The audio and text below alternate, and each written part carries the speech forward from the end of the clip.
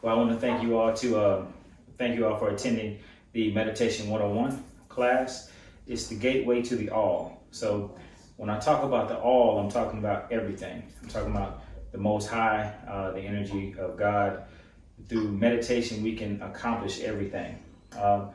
It is kind of the gateway to like when I say everything, I mean everything. We can literally stop and come through our meditations and receive. We can shift our consciousness. We can manifest things. We can do all kind of things through meditation. Meditation allows us to come into a complete state of peace where we're able to just relax and completely go into a state of unconditional love. And that's what happens when we go into deep meditations. We tap into the universal source. And the universal source is all about unconditional love, where there is no conditions. It's just pure. It's just straight out just love. And if we could get everybody in the world to get to that space, we'd probably be in a lot better conditions, with the world. But it's difficult sometimes because we live in a three-dimensional system, and that system challenges us. And when we have to deal with challenges, a lot of times that love we toss out the window. But I want you all to just think about the basics of meditation and what it does. It brings us into pure unconditional love. And in that state, we have the most power, way more power than we can ever imagine, because we basically bring ourselves into complete balance. And when in balance, we're in harmony, and we can do anything that our mind is set to. So we're going to go ahead and get started. Moving on with the first slide. What we're going to be going over tonight are the W's of meditation. And what are the W's? The what, whens, whys, and wheres. I'm going to break it down for you. Just tell you, this is how you're supposed to do it. This is when you can do it. This is what's happening when you're doing it. All kind of stuff. If you guys got any questions, please just take your time and ask me, because I don't want to just rush through a presentation and you all don't get everything out of it that you want to get out of it. Then we're going to go into the power of meditation, where we'll talk about what meditation is actually doing, how it shifts your consciousness and how it elevates you.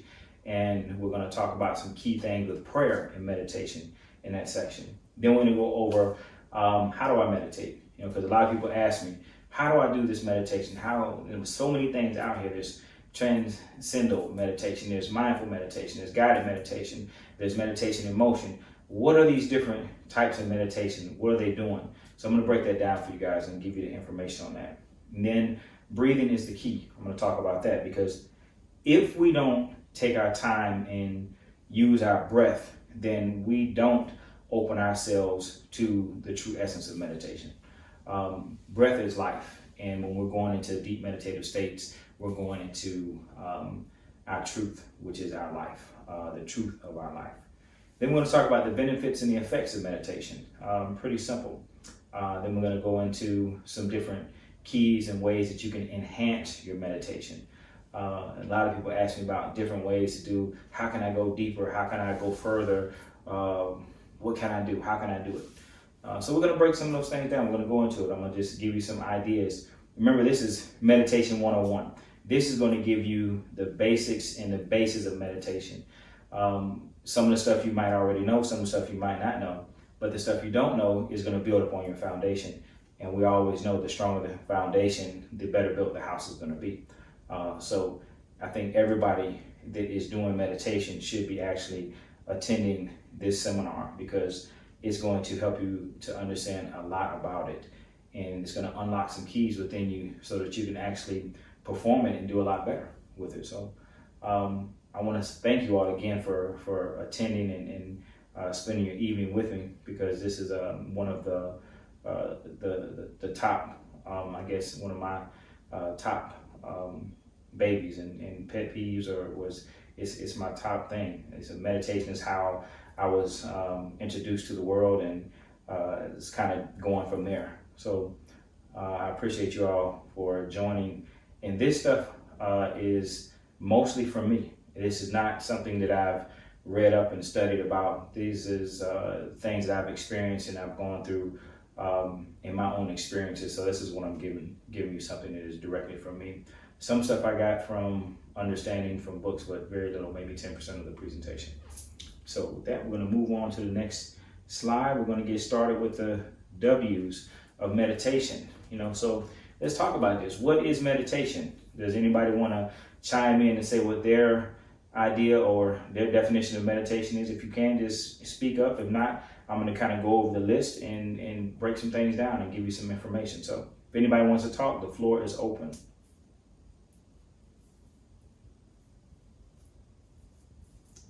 All right, so I will go ahead and get started. We got a quiet group this evening. So what is meditation? The first thing with meditation is altering your state of consciousness. What is altering your state of consciousness? That is allowing yourself to shift out of what we would call the third dimension of reality. So we basically leave this earthly plane. We move our consciousness into something totally different. How do we do that? We do that through our breathing. A lot of people have problems with meditation because the altered state of consciousness is what people are trying to achieve, and it's hard for them to achieve because they're thinking about it too much. Remember, we're altering our state of consciousness, so we have to get out of our conscious mind. We have a tendency to want to know everything. We want to know the whens, the whys, the wheres, the hows. We want to know everything about what we're doing. So when we're in that conscious state of mind, we're not shifting out of our consciousness. We're staying in our consciousness, trying to understand what is unconscious. So it's kind of hard to go into the unconscious and stay in the conscious when you're learning to meditate. So what you want to do is kind of get out of the conscious mind, get out of the what's going on and how you're feeling and what's happening. You just want to just flow. You want to allow yourself to just get into a rhythm. I remember a long time ago, I was learning about healing energies and different states of consciousness. And I remember the instructor was telling me, if you start to create energy and you shift your consciousness, you're going to feel the vibration in your hands. Now, what happens is you've shifted your consciousness away from human consciousness and the third dimension into the unity consciousness. So what happens is you start vibrating, things start happening in your body. You start to shift, and that's how you know your consciousness has changed.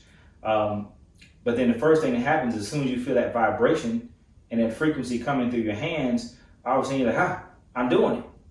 And you consciously think about what you're doing, and boom, just that fast it's gone. Because you shifted from the unconscious state to a conscious state. Now, here's a secret I will tell you about the unconscious state. Once you get used to staying in the unconscious state, you can consciously direct the unconscious. That's when you merge the ego and the subconscious or the unconscious mind. It's a beautiful thing when you get to that, but that takes some time and practice with meditation. But anybody can get there. It's not hard, it just takes practice. You just have to get used to releasing, letting go, surrendering. And once you do that, then just see what happens. And as you see what happens, then you can follow it. It's kind of like a lucid dream. If anybody's had a lucid dream, it means you're in a deep dream and you're actually not just watching the dream from your own eyes or someone else's eyes. You're actually directing the dream, and you're actually saying, I'm going to do this, I'm going to do that. And it's the weirdest feeling because now you're consciously in an unconscious state. Well, this can happen when you're actually meditating. So that is what meditation is on the first and most internal level. And the next, it is an intense dwelling in thought. So when I say an intense dwelling in thought, it's you going into a different state of consciousness. It's an unconscious thought that you're going into when you meditate. That's again difficult because when we think about thought, we think so hard and we try to get answers because it's our conscious mind. If you literally stop thinking and trying to get the answers, if you just think about what's on your mind and just ponder upon it, you'll start to slip into an unconscious state and you'll start to get answers to what you're thinking about. So that's what's happening. You're actually thinking to the point where you're surrendering, letting go, and you're going to a meditative state and don't even know it sometimes. So it's very interesting when that happens because you're actually starting to go into the first phases of deep meditation. Once you get into the deep meditation, you can go way, way, way, way beyond that. And then also it is meditation is listening to God's answers to your prayers. And this is something that people mix up with meditation all the time. Many people in America, they don't meditate, they pray all the time. But prayers without meditation is like a body without a soul. So I want you all to remember that meditation is listening to God's answers to your prayers. So meditation is listening, and praying is talking. So when you pray, you talk to God. When you meditate, you listen to God. So it's very key to add meditation into your prayers, or into your system, or your daily practice. And it is the roadmap to divinity. So when you go into meditative states, you're actually going down a road into divinity. You're going into deep channels of your unconscious, and you're going to deep channels of your spirit and divinity. What are you created for? What is your soul's purpose? What is your spiritual path? All this stuff is going to be given in meditation. All you have to do is just sit back and listen. Whenever you're doing meditations, it's about setting intentions also, and we'll get into that a little bit later. Meditation is the ability to tap into the infinite source of the universe and its knowledge. It's knowledge and wisdom. So when you meditate, you're tapping into an infinite source, an immutable source, an unchangeable source, a source that is pure, completely pure. Meditation is very powerful. When you tap into that source, you start to mimic that source. You start to become that source. It's very powerful. It's the ability to go back and forward in time. When you do meditation, you can actually go back and see who you were in the existence of your past life. You can see everything. I remember the first time that I went into a deep meditation. I remember it was about 4:30, maybe in the afternoon. I was coming home, and I said, I'm gonna hop in my little meditative position. I'm gonna do my meditation. I'm gonna get up and have some dinner, and a little later, and I'll be fine. So I go into this deep meditation. Don't even realize it. I just literally just start allowing my thoughts to go, and I slip. I go into this unconscious state. All of a sudden, I'm in an unconscious state, but I'm still half kind of conscious. So I'm feeling things around me and seeing things around me. And all of a sudden, my stomach starts growling. I'm getting real hungry. And I'm like, wow, man, why am I so hungry? I said, I've only been in meditation for probably about 20 or 30 minutes, it felt like. And I literally had gone into a 4.5 hour meditation. I went through 4 previous lives, and I was given all kind of information about who I was and what my purpose was and how I was supposed to use the gifts that I was given. So I didn't even realize it had been 4.5 hours. I looked up, I think it was about 8:30, 9 o'clock when I got up. And the only reason I got up is because my stomach was growling. That was the first time I ever went into a deep, long meditation. And it felt like it was... What's that? I have a question. Sure thing, what's the question? For those 4 hours, were they thoughts that were entering into your head, or were you actually communicating with the spiritual being? Well, it was a great question. When I was in that 4 hours, I was being shown everything about my life like a movie reel. So I was actually being taken through one life to the next life, to the next life, to the next life, and to show me what I was supposed to do in this lifetime. I was seeing myself on a movie screen. So I wasn't communicating, I wasn't directing. I was seeing who I was in the past. However, I was feeling every bit of energy that was in the movie. So imagine being in a movie, watching a movie, and then feeling everything that the character is feeling in the movie. So that's what was happening. It wasn't just me seeing it, I was feeling, hearing, and literally involved in it, but I was just watching. So it was very interactive, but I wasn't directing the choir per se. I was just watching, but I was an active watcher because I was feeling everything. It was very profound. And that is when I was learning how to meditate, and I did it accidentally. Literally, I would go home every day after I would leave my office, and I would just lay in the bed, get into a comfortable position, and I would practice doing breathing techniques. And I would breathe certain ways, I would lay certain ways, I would twist my body and contort it so I could create an antenna that I got a better link. And the more I did it, the more I practiced, the more I would literally go deeper and deeper. And then one day I just went in. And from that day forward, I understood the concept of meditation and how to literally just let go and move yourself into a higher state of consciousness. And you'll be surprised at what can happen when you do that, because once you get used to it, you will start bringing energies into the room with you, and you can literally feel them. But that's a little bit later on down. That's a different type of meditation, but I'll get into that. But tonight we're just going to really stick to the 101. Just give me the basics, because had I known these basics, I probably could have done what I was doing a lot faster.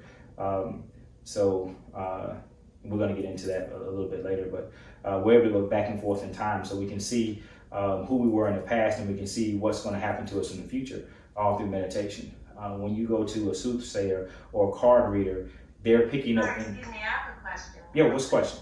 You said that when you were meditating for those 4 hours, you were seeing basically everything happening. Will you consider that like astral projecting?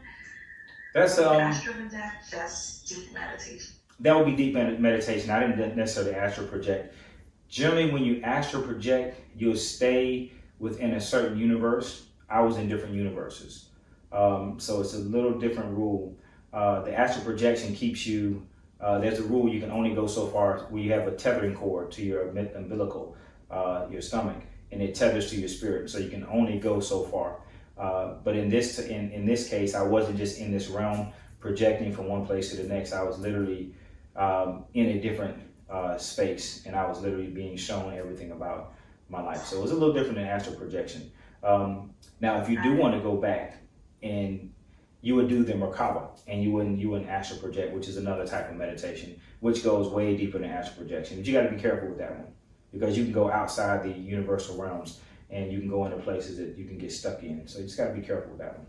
People have been asking me to teach that lately, but I don't know. I'm still on the fence on that. Any other questions? Did I answer your question?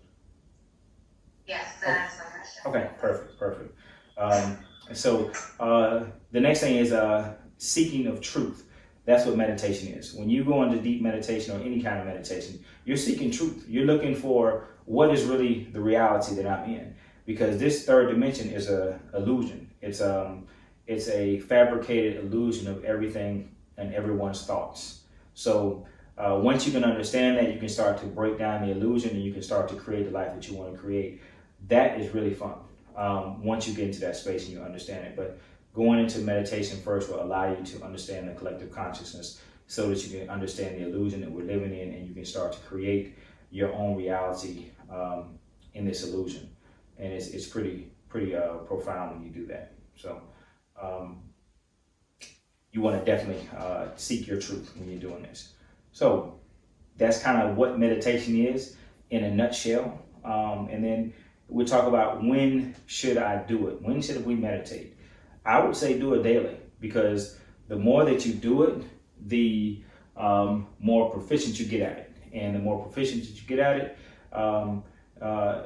the more powerful it is to you, and it becomes second nature, and you start to walk in a fifth dimensional state versus the third dimensional state. Now, one thing I will say is be careful, because I did it so much to the point where I got confused on the realities.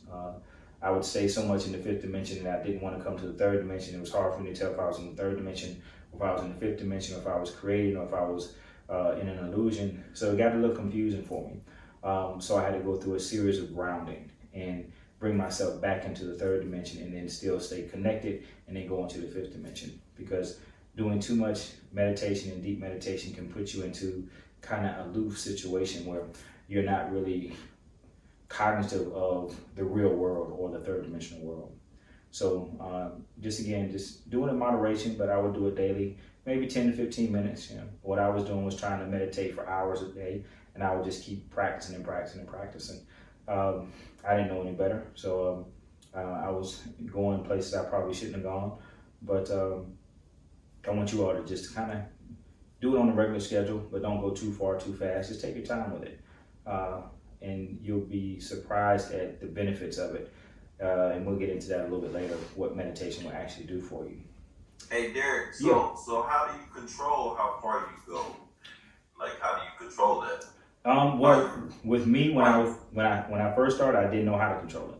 I'll be honest with you. Now, how do I control it? I control it with intention. I just allow myself to go certain places, and then the more that you go these different places, what happens is your body has a certain amount of light in it. So we call that the light quotient. When the light quotient starts to increase in your body, you can go further because you're much stronger. If your light quotient is low, then you don't want to go too far into certain realms, because light quotients and meditation is going into a state where we're bodies of electricity. And as we travel or we go deep into meditation, we can alter the electricity or the electrical charge within our body. And we want to make sure we keep that in balance. That's why when you meditate, deep meditations will correct a lot of issues within people. For example, blood sugar, blood pressure, regulation of thyroid, your metabolism. Meditation can actually put all that in its perfect balance if you understand how to do it. Now, that takes some practice, but it can happen. I've taken people through guided meditations and they eat high sugar foods and they're supposed to have their diabetics and their diabetes are supposed to be up, but they check it and the diabetes will be actually completely low or perfect comparatively where it's supposed to be comparatively where it would have been if they didn't meditate.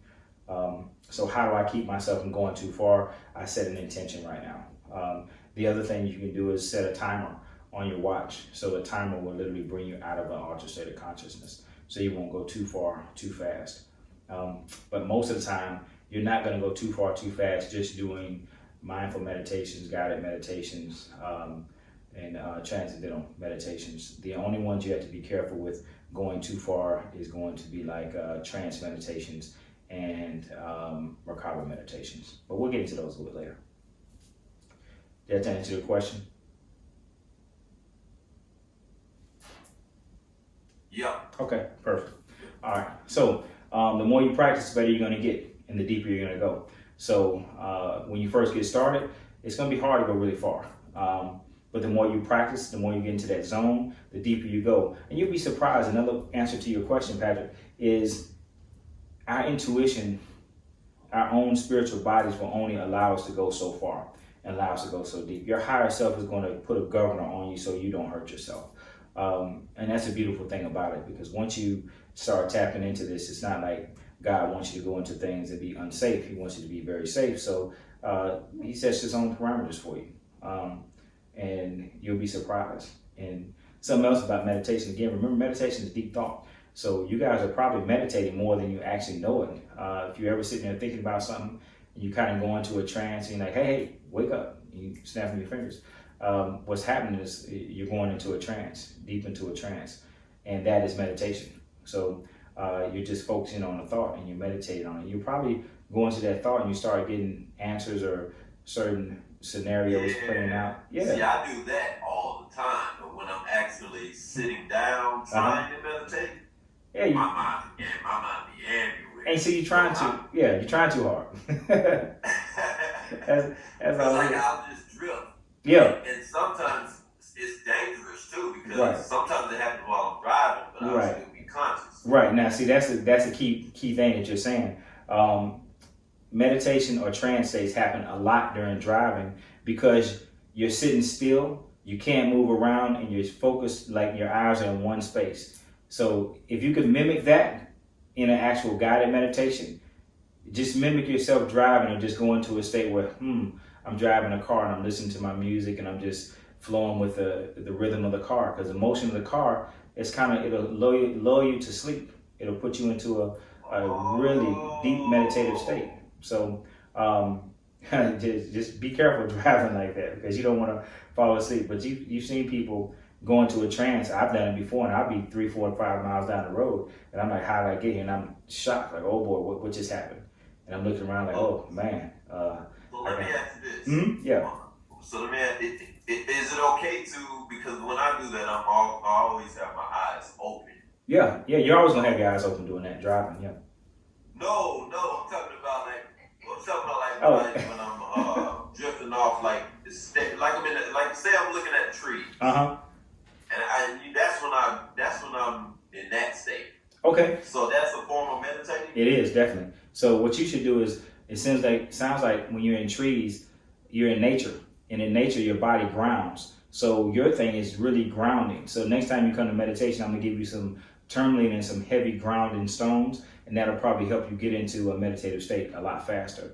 So nature grounds us. Earth grounds us. So what happens is we kind of let go of all the mundane daily things that are going on, and we kind of just start releasing into earth, and we're looking into the trees and we're kind of gazing, and we start to feel real comfortable and real floaty and light, and then all of a sudden our mind just shifts and we alter our state of consciousness. Remember, meditation is altering the state of consciousness.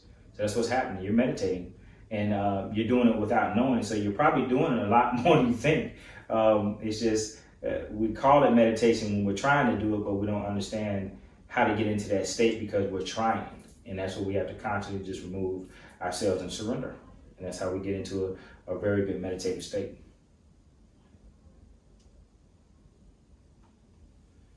All right, continuing on. Where can meditation be done? It can be done anywhere. And that's kind of like what we were talking about. Meditation happens at a whim. All you have to do is focus your thoughts deeply, and they will literally take you into a space of meditation. And you just allow yourself to stay in that trance. I remember, and I kind of step off of meditation for a second, I remember learning to channel. Learning to channel was so much easier than meditation, because meditation took concentration, it took releasing, it took surrendering, it took breathing, whereas when you channel, you literally open in and you allow something to come through you, and you literally start speaking and you start to channel the information of whatever needs to be given. A lot of times in meditations, I will channel the meditations. I never write them down. Everything that I'm doing is always off a channel. So I just close my eyes, go into that trance state, and then all of a sudden I will feel the energy come through me and say, start speaking about this. And this is what you should say. And I just literally just start talking. So that's channeling. Channeling is very easy because you just relax a little bit and you let your thoughts come through you and you speak. Whereas meditation is like, you don't let your thoughts come through and you speak. You just let your thoughts come through and take you where they're going to take you. So you're a lot deeper than with the channel. But anyway, that's kind of a side note. Channeling and meditation is two different things. But anyway, back to it. Where can meditation be done? It can be done anywhere. It can be done in a controlled environment or uncontrolled environment. For me personally, I believe that more distractions are better. I believe that you should be in an uncontrolled environment because there's nothing in our environment, nothing in this three-dimensional world that is controlled. Everything is completely uncontrolled. And because it's uncontrolled, we have to learn to live in that. So I would say learn how to meditate, focus your mind, focus your intentions while you're in distractions. The more noise that's around you, use those noises as triggers to take you deeper into meditation. It's like, okay, if I hear another person cough or sneeze or laugh or snore in a meditation, it takes me deeper.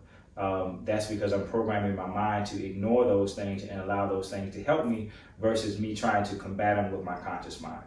But that's my personal belief. I like to be put in places of plenty of distraction and let me meditate and use the distractions to take me deeper. Because that way, if I get into a quiet place, I can go as deep as I want to go. Probably go a little bit deeper.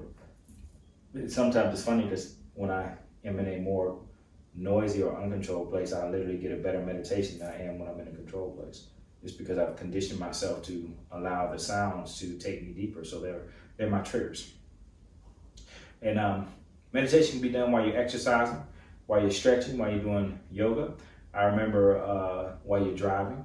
I remember when I was used to ride my bicycle on the Silver Climber Trail.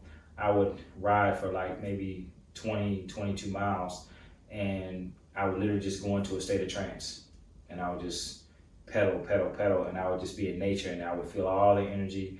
And I swear to God, sometimes I was like, man, the trees sound like they're talking to me, or I'm getting voices coming from what's that happening. But I would literally go into a trance state. I would be in a meditative state while I was actually riding a bicycle. Fully cognitive of everything that's around me, but I would be in a relaxed, peaceful state. So meditation can be done at any time. You can be doing it definitely during yoga. Yoga is really good because when you're doing yoga, you're positioning your bodies in positions that are opening the chakras. The chakras, when they open up, you're receiving more energy, more light. Remember, I talked about the light quotient in your body earlier. When the light quotient in your body increases, that means you become more spiritual. And the more spiritual you become, the more powerful you become as a human being, because you're living as a spirit versus a human. And you can tap into some of the uncalled secrets that are inside of us, the innate secrets that are inside of us. So yoga is something really good. If you really want to take your meditation to the next level, do yoga and breathe and just sit in those positions and relax. And you'll be surprised at how your body can start to release. Now, sometimes yoga is hard for people that are unflexible because we just can't get in those positions. It's uncomfortable. In that situation, just practice, because yoga helps you to get into alignment with all of your chakras, and you're able to bring more light or more energy into your body through doing yoga. So I want you all to try that sometime. Just try yoga, and even stretching. When you stretch, you're opening up and you're relaxing the muscles. You're increasing blood flow. You're increasing blood flow without a lot of movement, and that helps to put you into a meditative state. So meditation can be done anywhere at any time. Now, who should do meditation? Who should be doing this? Everybody should be doing this. Everybody should meditate. Everyone should, because it's going to do nothing but benefit you. And you're looking at meditation, if you are afraid to do it by yourself, or you don't know how to do it, find a partner. Find a group, because groups and partners keep you accountable.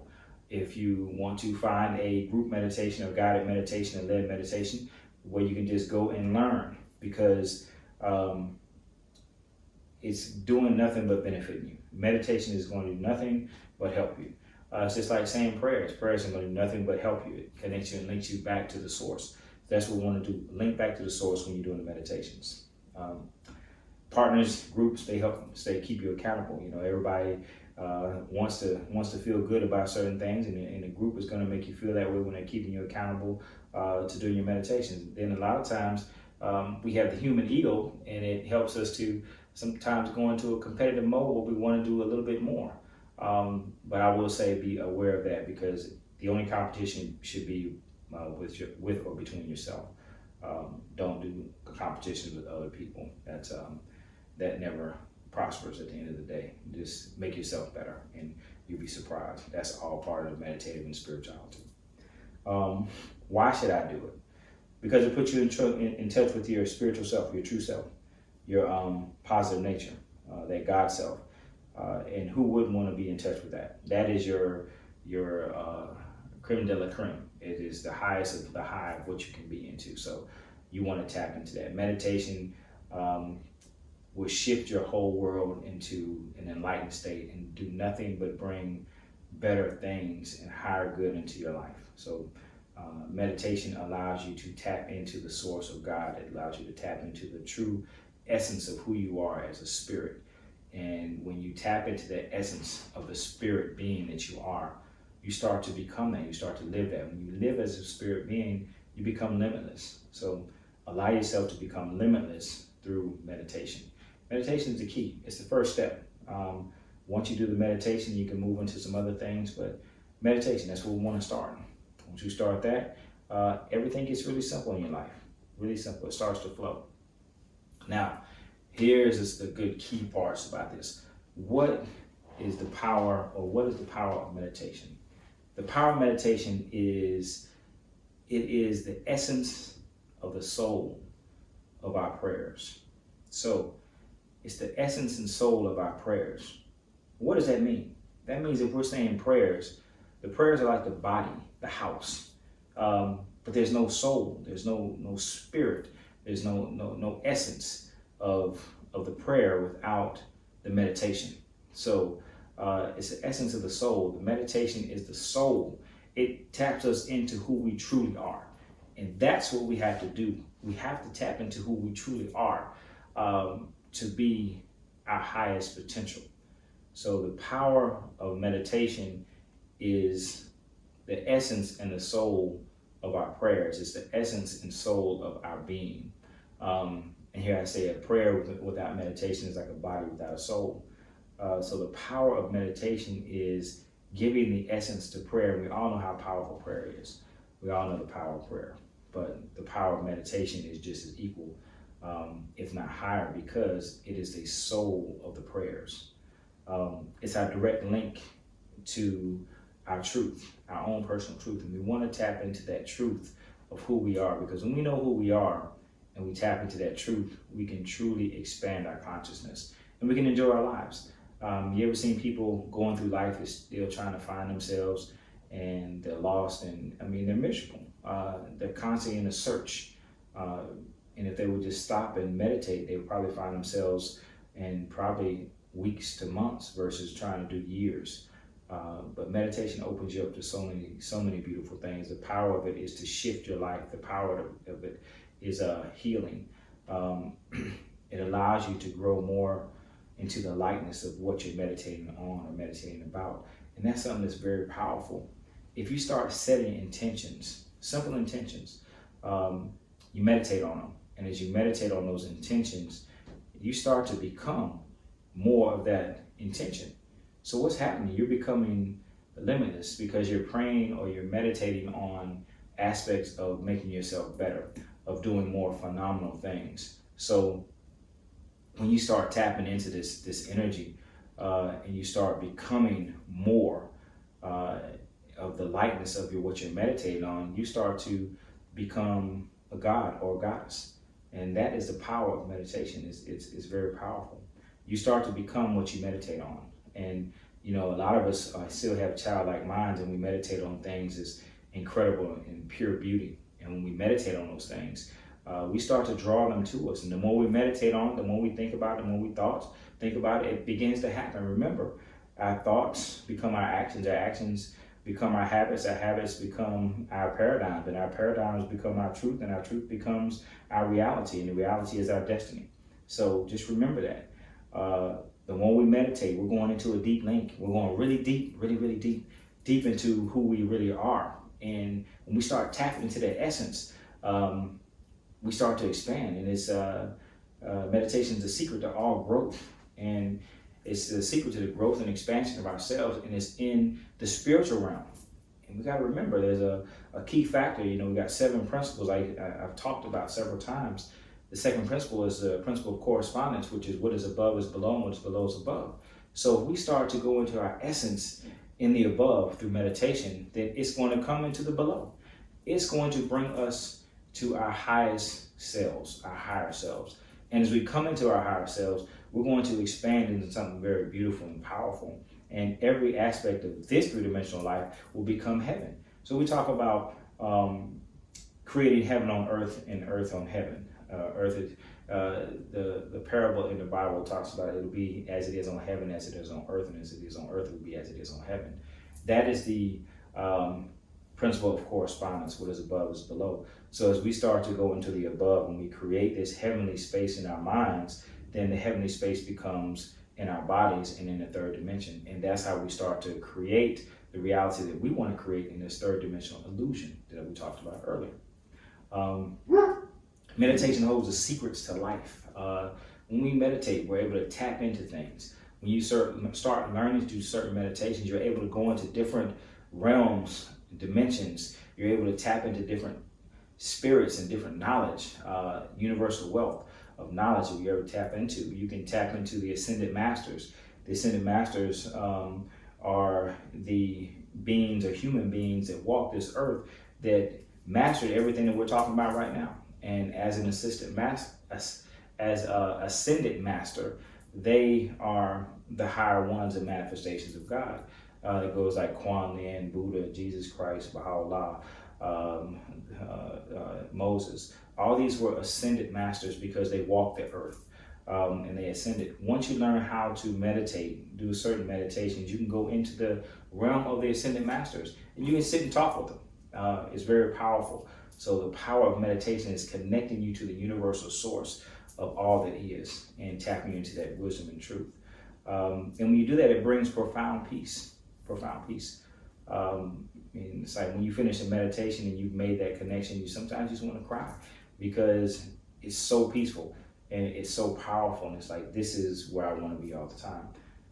So that's what we talk about meditate. You can meditate anytime. And you can meditate for 2 or 3 minutes. You don't have to meditate for hours at a time. You can meditate for 10 seconds. Just take yourself in there and go inside.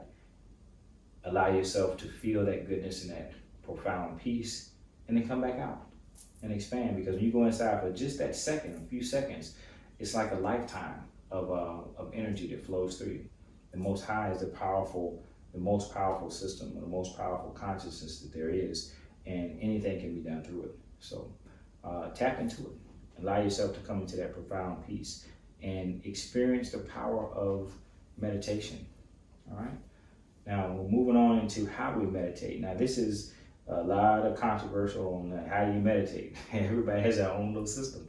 But this is Meditation 101. This is a very simple system that I want to tell you about and explain to you. And you can expand upon this. Now I have some other systems that are much more complicated, but this one is easy and it can take you deep. This is the very system that took me into a 4.5-hour meditation.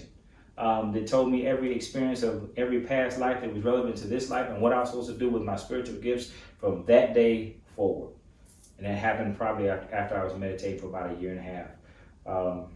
And again, I had no formal training, but this is exactly what I did. First, I'll start off with there's many ways to meditate. Many. First thing you gotta do is find the best way for you. It's what works best for you. And do a little research. Just guided meditations. I have several of them that's already pre-recorded. I do guided meditations on Mondays and Wednesdays every week. There is mindful meditation. There's meditation in motion. There's transcendental meditation. There's macabre meditation. And there's many other different types of meditations. So you have to kind of stop and choose and figure out what's best for you. And I'm going to go over these because these are some of the basic ones that people know about. So let's start with guided meditations. Guided meditations are very simple. That's where you have a person or you have a recording where you're being led into meditation. You're being instructed on how to breathe, what you should visualize or how you should see and how you should feel, and you're guided into your own sacred space. And then you kind of have a quiet time and you can stay in that space and then you're guided back out. So that's what a guided meditation is. Very easy, very good for people that are doing beginning stuff and even advanced. An advanced meditator can go through a guided meditation and then take themselves deeper and deeper into the meditation wherever they want to go. But guided meditation can be for anybody. Mindfulness. The mindful meditations are basically just sitting quietly and it's letting your thoughts escape you, just sitting in pure silence. And it's allowing yourself to experience what life is, experience breath, experience relaxation, experience peace, experience how it feels to let your thoughts come into your mind and go out of your mind, and then experience how it feels to just allow that to flow through without any resistance. That's mindfulness. It's quieting your mind and just quieting your mind by allowing things to come through it until there's nothing else left to come through it. And once that happens, you go into a trance state. You get into the meditative state, and at that point, you go on your own journey. So that's mindfulness. Hey Derek. Yeah. I got a question for you. Sure. Okay, so when you're doing the mindful meditation, Mm-hmm. and you have these thoughts, how do you discern who's who, what's what? Because that's where I have trouble. It's like I get these thoughts. Mm-hmm. Is that my conscious, or is that someone telling me something, or Right. that's what I'm lost at. And you're getting that why you're going into meditation? Yeah. Okay, so what you do when you start getting those thoughts, don't worry about discerning them, because remember, when you're going into a meditative state, when you start getting the thoughts, they could be coming from anywhere. They could be your thoughts, they could be spiritual thoughts, they could be the thoughts from this person that's right beside you, or they could be the thoughts of somebody that you passed on the highway that have just stayed with you. You never know. So it's like the whole key about this, and I'll get into this too, when your thoughts start coming like that, the whole thing is just to release them. Allow them to come in, allow them to go out. When we start trying to figure out the thoughts, we come out of the unconscious state and we go into the conscious state. And in the conscious state, we can't meditate. That makes sense. So the best way to beat that is whatever, you know. It is what it is. You know, don't even think about it. Don't even think about anything that's coming through your thoughts. It's they're just thoughts. Thoughts are not us. You know, they're just thoughts. So let them come in, let them go out. And the thing is, that is your ego trying not to let you connect, because your ego knows if you connect, then the ego gets lost. That means it goes second tier, and it don't want to go second tier. So it's going to be slick, and it's going to find any way it possibly can to get you to focus on those thoughts and try to figure those thoughts out. But remember, and I'm going to talk about this in just a second. It's not about figuring the thoughts out. It's about just letting them come in and go out. So for you, mindful meditation may not be the best thing, because mindful meditation brings in too many thoughts. And if your conscious mind attaches to the thoughts, then you can never get into that unconscious state. So you might want to change and try something like meditation in motion, which is the next thing. Meditation in motion is actually moving, driving, riding a bike. Now, don't drive and meditate. Let April drive, and then you meditate while just look at the road or look at the trees, and let yourself go into a thought process, and then just move into that unconscious state where you start getting stuff coming through, and you're just like, you don't even care. You're just like, oh, this is so beautiful that I'm riding in the car and I'm just seeing everything, and I'm so peaceful that it don't even matter about the thoughts. And all of a sudden, you fall into another level because the ego has now been bypassed, and it stops bothering you, and you go into your true meditation. So that's something you can try. Try meditation in motion. And that can be done while someone else is driving. I'm going to stress that again, while someone else is driving. And then you can go into a meditative state. You can do it while you're doing exercise. Like I said, I used to ride a bike and would do it all the time. If I'm stretching, I used to work out, lift weights, I would go into that meditative state. It's kind of like you go into that runner's high. The endorphins start to kick in. The body starts to create chemicals like a drug, and it makes you relax. And you go into that altered state of consciousness. That's meditation in motion. It can be done through yoga. It can be done through aerobics. Some people do it and they just go into that zone. You just let yourself go, and it's like you forget about everything around you, and you just do what you do, and you go into that space. And so try that. That might help. And then transcendental meditation is pretty cool too, because transcendental might be good for you, because at that point you're literally reciting mantras over and over and over again, hundreds of thousands of times. And when you do that, your mind shifts into a different consciousness, because at first, the first 100 or so you're saying, you're like, man, this is silly. What am I doing? And then all of a sudden you keep saying and keep saying, you start to, okay, now I'm going into something different. And you keep saying it in your mind over and over and over again. And your focus is on your breath and the mantra that you're speaking, and the mantra holds power. The mantra is like a prayer. It's like telling you and guiding you through an intention. The mantra sets your intention, and then you just start repeating it. When you go into that meditative state, then you start to get the answers from the transcendental meditation. But it's key about that is you do not tell people what your mantra is. It's your secret, because the mantra is opening only for you and just for you. So that's a different way to meditate. So those are just some ways. And then the Merkaba is activating the two tetrahedrons that are the sky tetrahedron and the earth tetrahedron around your body. It opens you up to the all that is, and then you can travel. And Mur is vehicle, Ka is the spirit, and Ba is the body. So it's the vehicle of the travel, or vehicle travel of the spirit and the body. So it moves both of them. But that's a powerful one. All right, so those are some basic meditations, basic techniques of meditation. So find what's best for you. Find what fits you the best.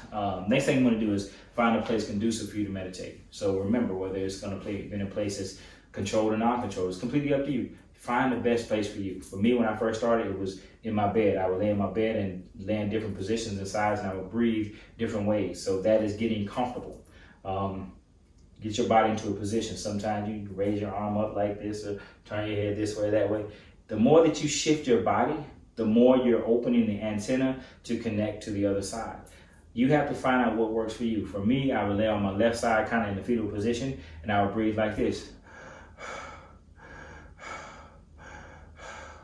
And it would take me into a trance. Took me about a month and a half to figure that out. Once I figured out I could get into a trance like that, I would get information fast. And that's what I would do, is as I was getting comfortable, I would set an intention. What information do I want to know today? Do I want to know something about myself or someone else, or how can I help humanity? Set an intention. It can be any intention you want. You're only limited by your imagination. All right? So once you get comfortable and you set the intention, then you start breathing. Breathing is the most important thing to focus on while you're meditating. It is the most important thing. Breath is life. And without the breath, we don't get no kind of meditation. So I want you all to focus on breathing when you're just doing this simple technique. Stay in a consistent rhythm and allow yourself to go into a trance. If you breathe long enough, trust me, you will go into a trance. The first thing that happens, you get agitated, you get irritated. You don't want to keep breathing, especially this deep breath through your mouth is releasing breath. You keep doing that long enough, you're gonna feel like you're gonna hyperventilate. And then what happens is, I want to stop. Keep breathing, because that is your threshold of the ego. It's telling you to stop right then. When you start getting irritated, that's the ego. Keep breathing. And when you go into it, boom, you fall out. And then you're like, okay, now I'm breathing and I'm relaxed and everything feels comfortable. And you start getting incredible messages. So just allow yourself to breathe like that, okay? Breathe and allow yourself to go into that trance. Now, surrender. That is the key thing. Surrender means if thought comes in, stop trying to control the thought, stop trying to figure it out. It don't make a difference. It's just a thought. Let it go. It ain't got nothing to do with your meditation, because at that point, you're still thinking. We got to get into that trance, all right? So surrender. Let everything go. Do not resist anything. You know, if you got to cough, cough. If you got to laugh, laugh. If you got to sneeze, sneeze.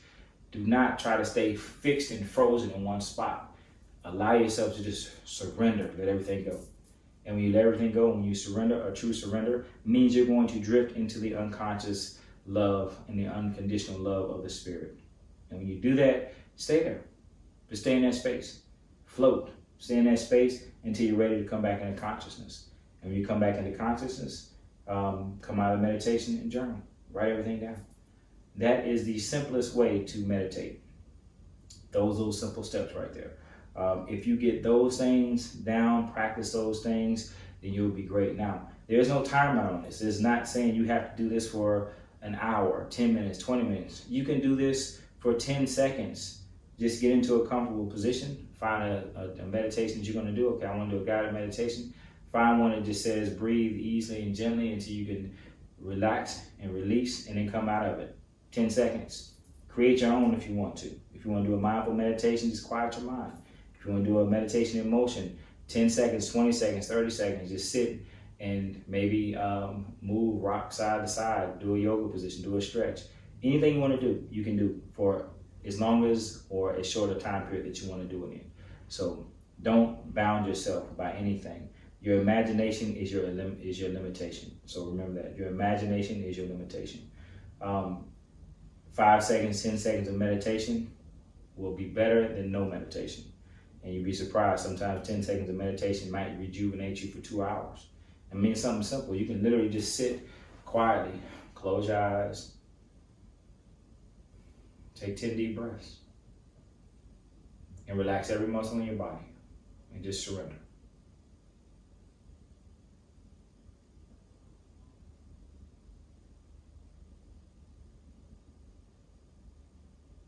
And then come back. So it's that simple. That's a meditative state. You can just go into it. Once you get good at it, you can do it quick. All right. Any questions on how to meditate?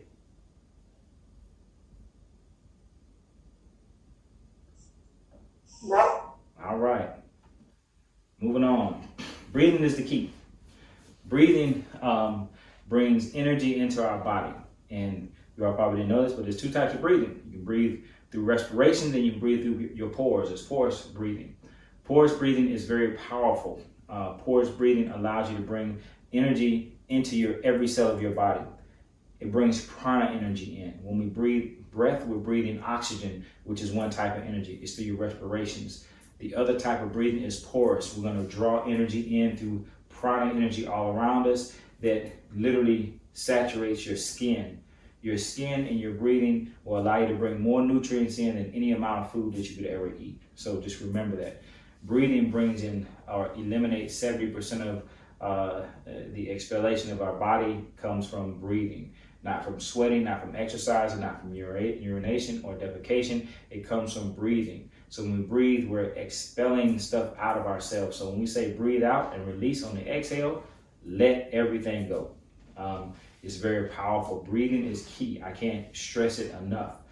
But the respirations are powerful. But then when you learn how to breathe through your pores, you will literally feel energy coming through every cell of your body.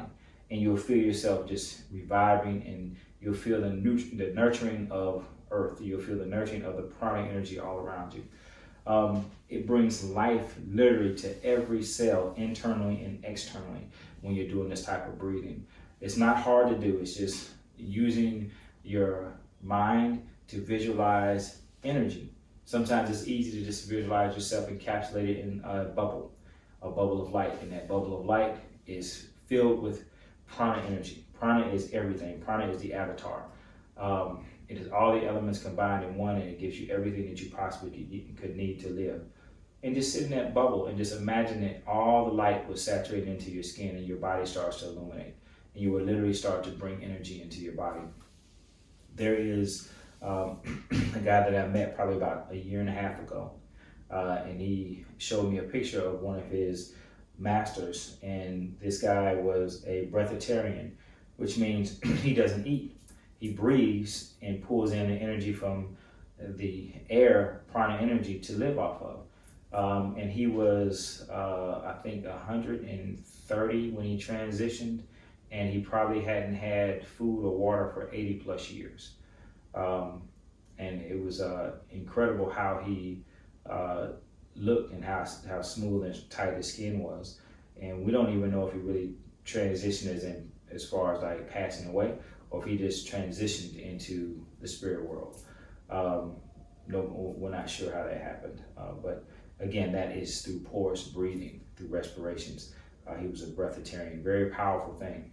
When you breathe, it basically nurtures every cell of your body, internally and externally. So we have a spirit body or an etheric body, and we have a physical body. So when you breathe porously and through respirations, you're going to nurture each one of those bodies.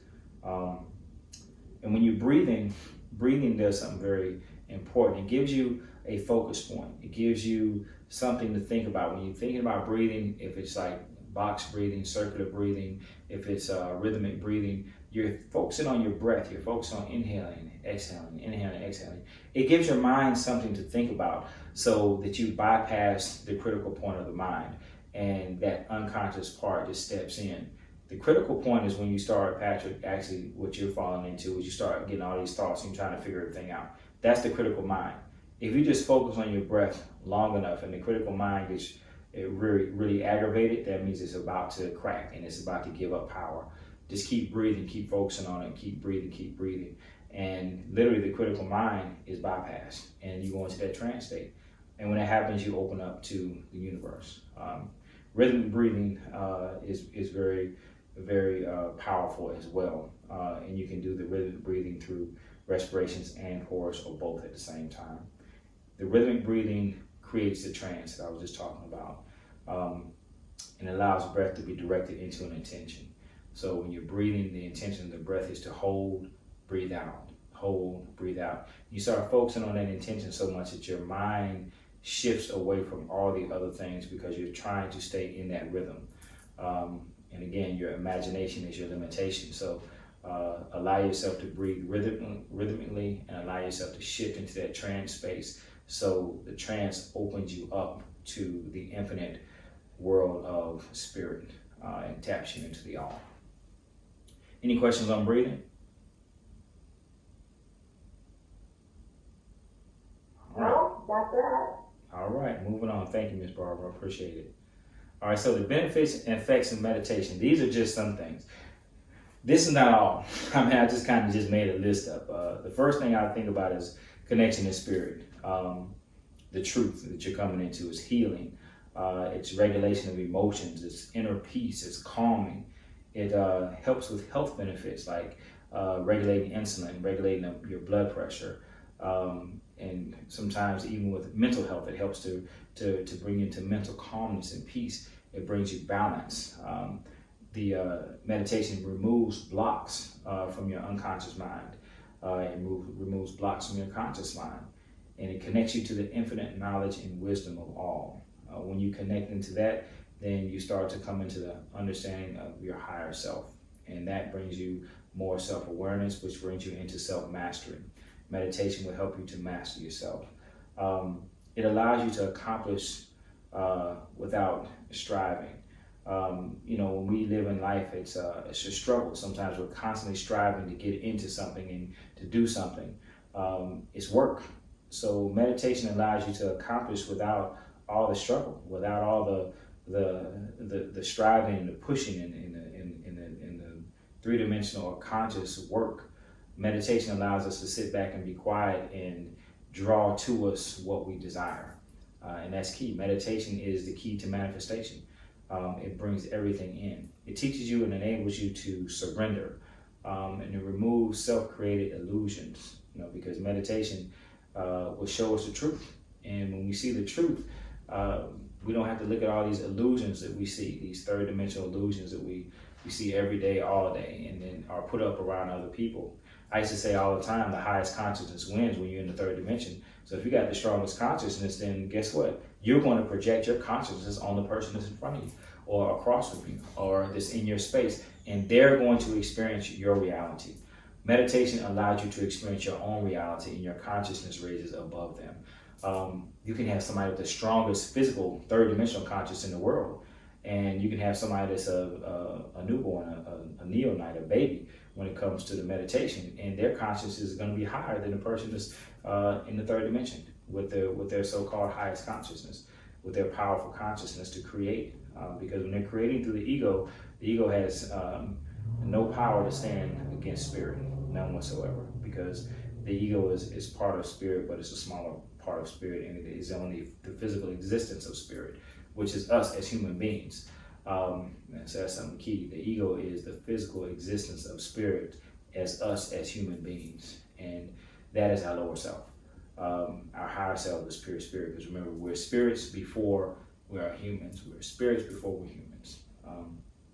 So those are some of the benefits and effects of meditation that I just want you all to know about. So meditation is powerful. It's a beautiful thing. And again, that's not everything. There's plenty of other things that are going for you or helping with you in meditation. Now here's the fun part, like enhancing your meditation.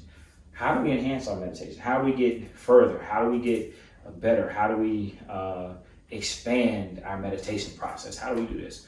One of the easiest things you can do, and the most powerful things, is use the 4 elements. And the 4 elements are fire, water, earth, and air. Each one of these elements, if you use them while you meditate, you're tapping into the universal source. Remember, these are the elements of earth. We're 5th dimensional beings living in a 3-dimensional body. But the 3-dimensional body is housed on the earth. And each one of these elements are of the 3rd dimension, but they're on a higher plane of the 5th dimension. So they're more of us than they are of earth. And because they're earthbound, if we use them, they tap us directly into the higher essence of ourselves, which is spirit. And that's where we can use these elements, because water, we're 70% water. Fire is transformative around us. It creates something different. Earth is very grounding. Earth is what we live in. So if we can tap into the earth, we ground. Air is our expansion process. When we breathe air, we expand. We open up to bigger things, higher things, and we also transform. Air is the final cycle of all the consciousness, awareness, or conscious growth when it comes to shamanic change, and that's a whole nother story. Hey, Derek. Yes. So what do you mean by use the 4 elements? Use the 4 elements? Like an example. Sure thing. You can do you can bathe. When you bathe and you meditate, you enhance your meditation by sitting in water. Now you can take water and you can add candles around the water to bring fire. You can put crystals in the water to bring earth, and you can use incense around the bathtub to bring air. So now you have the 4 elements, and prana is everywhere all the time, so that's the 5th element. If you sit in the bathtub with those things around you and you meditate, you will get a deeper connection. That's a very easy, quick example. I mean, you can use water, like I'll sit in the pool sometimes and I meditate. If I'm out by an ocean, I'll sit in the ocean and meditate. I mean, it's a lot different. It's a whole lot different when you have that essence of that element with you, because that is the true sense of our nature versus a fabricated sense of our nature. When we tap into those things, it's more powerful. So using the elements. In a meditation, if you notice, whenever you come into the meditation room, there's always fire, there's always air, there's always crystals, and there's always water. There's all the 4 elements are in the room, so that we can pull from those elements to help enhance the meditation. Gotcha. So that's the way that you can do it. But I would say, now, don't sit in fire, whatever you do. That might not be the best thing to do. But you can sit on earth. you can sit in the earth and ground yourself. Hey, yeah, you can go get some chains in for real. But you can sit in earth, and you can sit barefooted.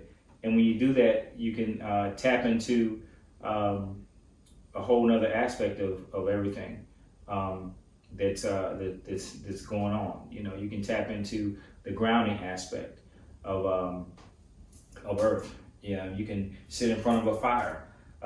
You can burn incense around you. You can use sage. Sage clears your energy because it's air, and it's an element of earth that's burning in air to create a change. So many different ways you can use elements. You can put crystals around you. You can lay the crystals around you. You can lay candles around you. You can lay glasses of water around you. You can put incense around you. All those things are air. And of course, air is always breathing. So the more you breathe, you're tapping into the essence of air. So very simple how you can use the elements, the 4 elements. Very simple. And then any other questions on those? Okay. Oh, no. All right, cool. All right, yeah, that's fine. That's fine. Good question. Then the other thing you do is crystal gridding. So you can literally take crystals, certain types of crystals, and put around you. You can grid yourself. Make a 5-pointed star. Make a circle around you. Make an ankh. Make a cross. However you want to do it, you can grid yourself with crystals. Many different books talk about crystal gridding. When you crystal grid, you can increase the energy that's around you. Certain crystals are going to bring more energy in. So crystal gridding is very, very, very powerful. Whenever I'm doing healing work on people, I take 7 crystals and put on each of the chakras. And then I take crystals and put around their body. And they will literally start to shift and they'll float out of their bodies. And then a lot of times they'll literally see me doing the work on them and everything that I'm doing when they relax and allow themselves to, or they go on a journey themselves because of the crystals. The crystals are charged to help you to heal and to shift you into your higher state of consciousness. Now, crystals are beautiful, you know, and each crystal holds a different frequency. And when you put it into the human aura, it shifts the aura into that frequency. So it's powerful to wear crystals because you can shift your energy. So if you need to be grounded, wear a crystal for grounding. If you need to be elevated, wear a crystal for elevation. If you need more connection, wear a crystal for connection. If you want more prosperity, wear a crystal for prosperity that vibrates and manifests. So just try them. You got nothing to lose. Sound frequency, that's something I love. Sound frequencies will enhance the meditation like no other, because sound frequencies will make your brain quiet and bypass the critical mind. The sound frequencies put you into a state of awareness that goes much deeper. You can go from theta to delta to beta, and then gamma, all the way into the different levels. You can go from high to low. When you get into that theta and delta state, you're really getting into those deep states of unconsciousness. So sound frequencies help that. That can be done through singing bowls. That can be done through solargraphic beats. It can be done through binaural beats, all kind of things. A lot of them I play in the tracks that I play for music, and a lot of them are great because you can put them in your ears, and they have 2 frequencies in 2 different ears.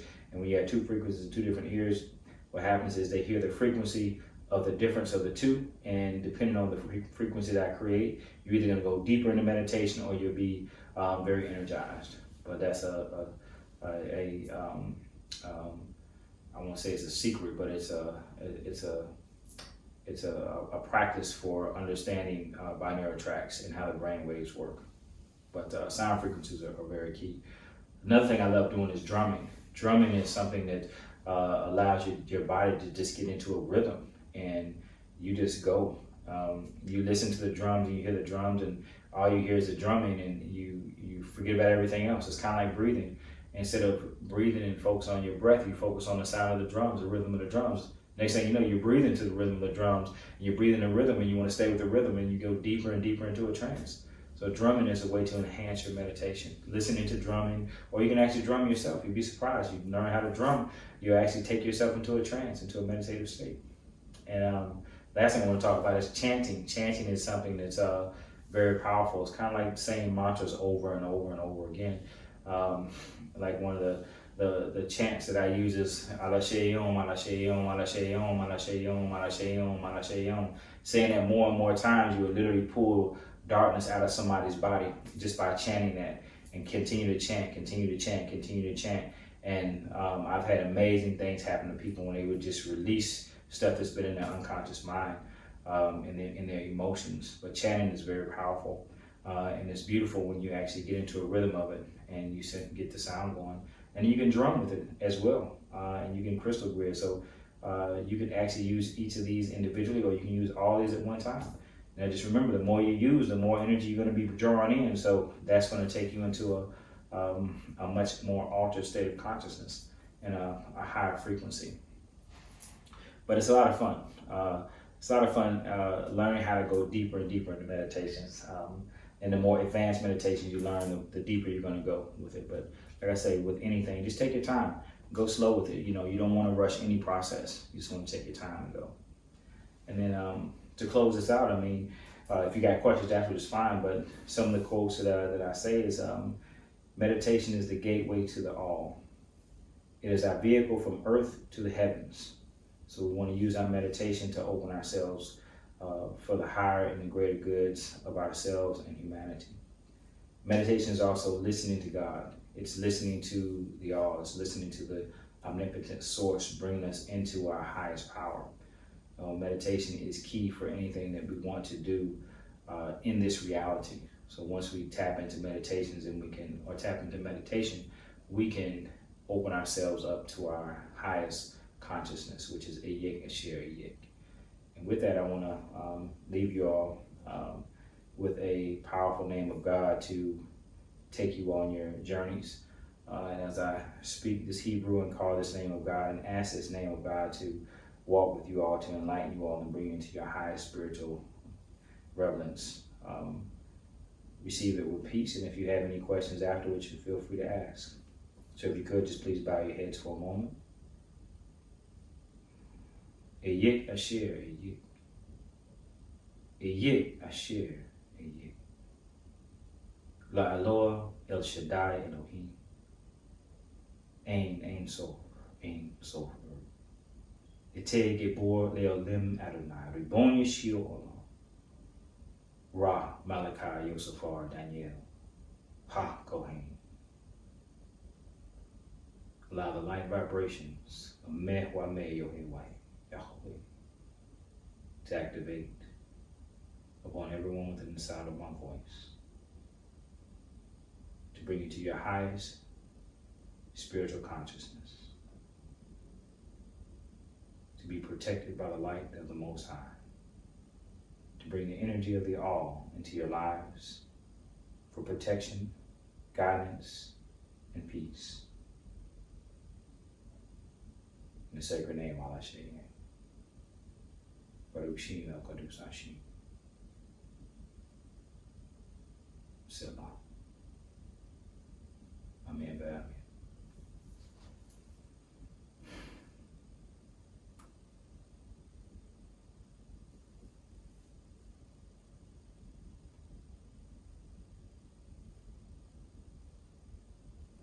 If anybody has any questions, please let me know, or ask away. That concludes the presentation for the night. I appreciate you all joining. Feel free to ask questions again if you feel like you have questions. Okay, so is it right to assume that all the answers that you're seeking, You say all the answers to what? to whatever you're seeking about yourself, about life, about anything, you can find the answers in meditation. Yes, because all those answers are inside of you. Right. Yes. Right. And meditation is And you don't have to do anything to just open yourself up to the answers. Is that right? correct. Only thing you have to do is meditate and set the intention to find the answers. Yeah. Setting the intention is very key. Okay, that's something I missed. Yeah. Okay. Yeah, go back to the So page. whatever answer you're looking for, set that intention first. Correct. And that's when I was saying, like, the basics of meditation, how to meditate. Set your intention. That's one of the key things that you want to do. Always set your intention. Okay. Yeah, you'll be surprised just setting an intention, what comes to you in your meditation. And just don't look for the answer. Just set your intention and forget the intention, detach from it, and go into your breathing technique, surrender, and let the heavenly bodies come around and see what happens. I think I'm just sitting there waiting to be guided, but I have to know that I'm already guided. Correct. You're already in the guidance. All you have to do is just, and you see if you're waiting to be guided, that's your conscious mind keeping you aware. What you want to do is slip out of awareness, out of physical awareness. So the awareness, let's say conscious awareness. You want to be outside of conscious awareness. Yeah. Yeah. And that's, sometimes it's little basic things that, when you have a chance to ask questions about meditation, you can get the answers. And it's little bitty things that we just overlook are keeping us from going into that trance space. And I think Patrick has some good questions, and I think he should have an understanding more of how his conscious mind tries to stay in control, because what's happening is your conscious mind doesn't want the unconscious mind to take control, because then the ego basically gets backseated, and no ego wants to be in the back seat. So, yeah. Hey, Patrick, I think our minds are frozen. Yeah. Nah, this was very, very helpful. Man, you just don't know. Now I can practice a little bit better. Practice getting better at it. Oh yeah, and it's like I say, the biggest thing with you is just surrendering. It's when you start thinking hard, get excited, because that's when you're getting real close. And when you start thinking hard, that's when you start breathing even harder and focus on your breath. Focus on the rhythm of your breath when you start thinking, and then you're going to start thinking about everything. It's going to start flooding you, and all of a sudden it's just going to be like jumping off of a cliff. It's like you're running up the cliff, and all of a sudden there's no cliff, and you're just flying. And you're like, whoa. And once you do that, you got the ego in control. Trust me, it'll give up. It will give up, because it'll get tired. It'll get tired of giving thoughts. What's that? Yeah, it is. Yeah, it is. Now we have to live with the ego. The ego is part of us, but when we meditate, we got to put the ego to the side.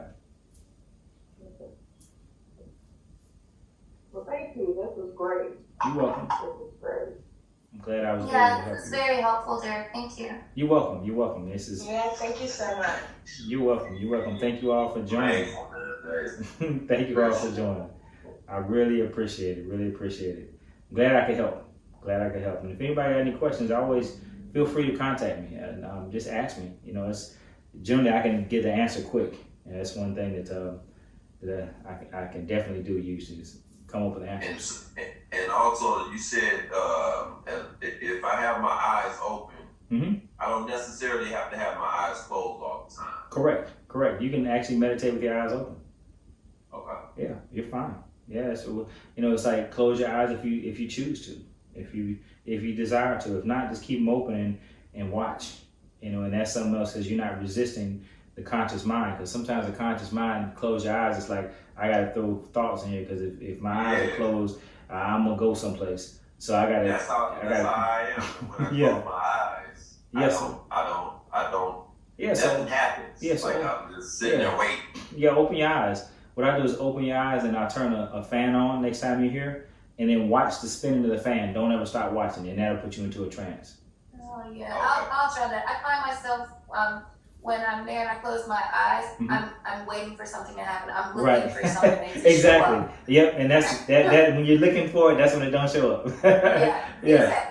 Exactly. Yeah, just keep your eyes open and just watch the fan move. I'll find something that I can do that'll keep it moving, that'll distract you, and just keep watching that motion. And what'll happen is all of a sudden it's like you'll slip into a trance, and then your eyes are closed, and you're like, oh man, I'm there.